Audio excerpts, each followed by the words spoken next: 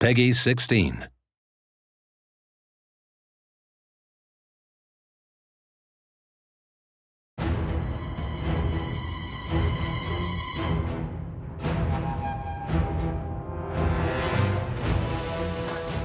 This film is about the kit and equipment carried on the march by the Roman legionary soldier.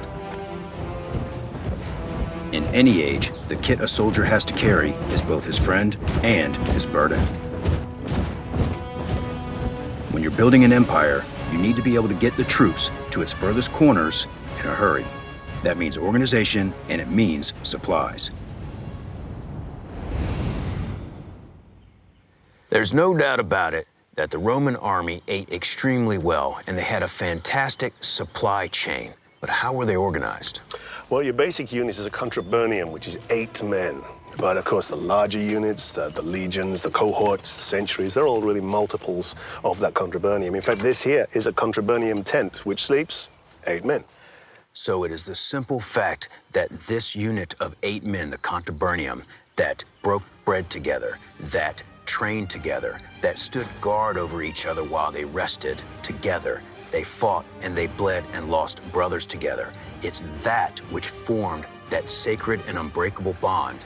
That perfect size of unit to get that warrior bond. But as an infantryman, you're going to have to carry your own equipment, which is carried on this furca here, F-U-R-C-A, which comes from the Latin word meaning a forked stick, which it quite simply is. So we'll try that on you. You've got to carry your own equipment, your own weapons. Wow, not bad. See what you think.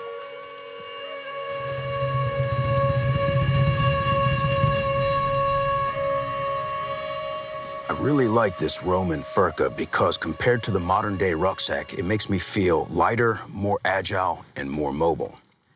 What I also like about it is for the modern-day soldier under a heavy rucksack, the only way to take a rest and remain alert is to take a knee, putting the elbow on the knee, and that takes the weight off, reduces the burden, and he can still remain alert. However, for the Roman soldier, the only thing that he needed to do was put the pole in the ground, take a step forward, the weight's off the back, and he can rest and remain alert.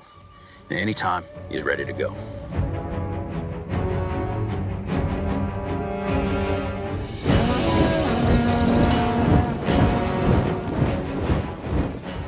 Okay, so Mike, what do you think? I think I like it better than a rucksack. Oh, yeah? Yeah. Well, don't forget, though, that's not all you're going to carry. You're going to carry this, too. Look at that. Wow. So mail. It's not light, but it's about the same weight as modern-day ballistic vests. And imagine to give you the same protection for the weapons of the day. I guess so. However, this kit needs cleaning. Well, not by me. Soldier. Now, don't forget that stuff is worn by the auxiliaries and the legionaries up until the 1st century. But then, in the 1st century, the legionaries get this stuff, Lorica segmentata. I see, and I can also see how that'd be very good against projectile and missile weapons. Exactly. I return to you your furca. Thank you. That's defense, but what about offense? All right, now, let me show you how they used it. Soldiers! Swap you for that. Okay. First thing you're going to need is your shield. You're not just going to fight with a sword. That's we're a unit. Now, what I want you to do, without using your sword, shoulder barge with your shield against this guy here. Okay. Now you've got him occupied. There's another guy here, another guy beside you. I'm attacking him, but you are going to attack me, not him. So it's a block and a thrust. In the meantime, the guy beside you is doing exactly the same thing and all the way down. And as long as you don't break line, you're strong. So block, thrust. Very good weapon, very good formation techniques. But sooner or later, all formations break up and it comes down to individual battle. So this sword is not only good for thrusting as it's designed, it's also excellent for slicing and dicing. It's got a great balance, great weight, a perfect length. This is a weapon a man could take to war.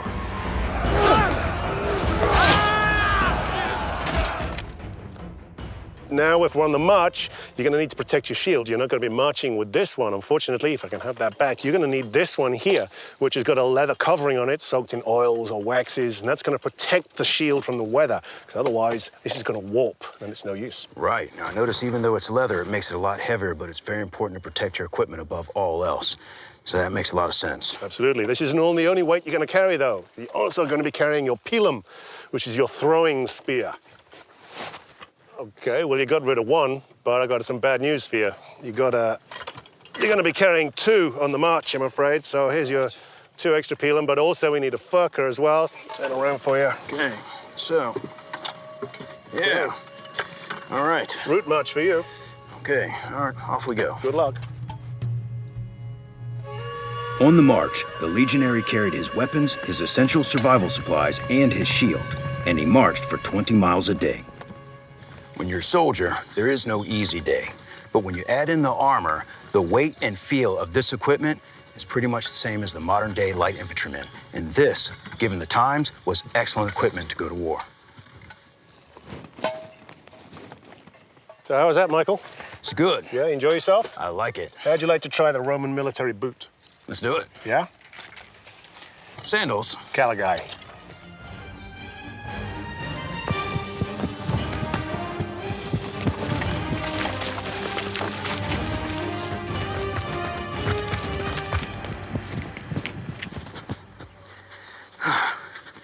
Okay. I really like these Roman military boots or caligae. The #1 reason is because the modern-day soldier's biggest problem is trench foot. And with all this ventilation, you solve that problem, quickly drying out when you go through mud or rivers. The other thing that I like is that they're so easy to break in because they're multiple strips of leather.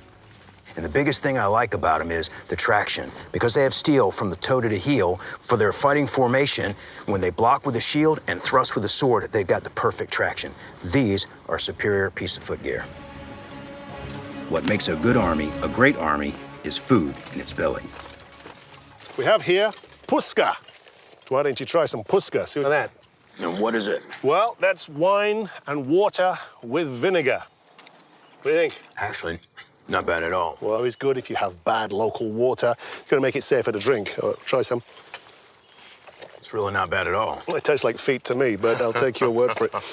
Now, as you can see here, all of this stuff, it may seem like a lot, but there's really nothing surplus here. This is absolutely the bare minimum you can do. Wow, so what I see at the end of the day is that the contrabinium was a perfectly self-contained small unit.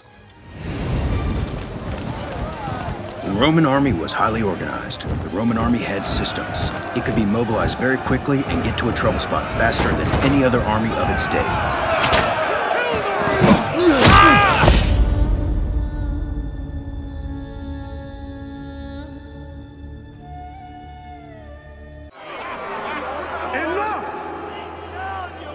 Saguntum is lost, and our Western allies have failed us. Where was the last report of his whereabouts? My spies in Iberia tell me his fleet has sailed. We must expect an invasion.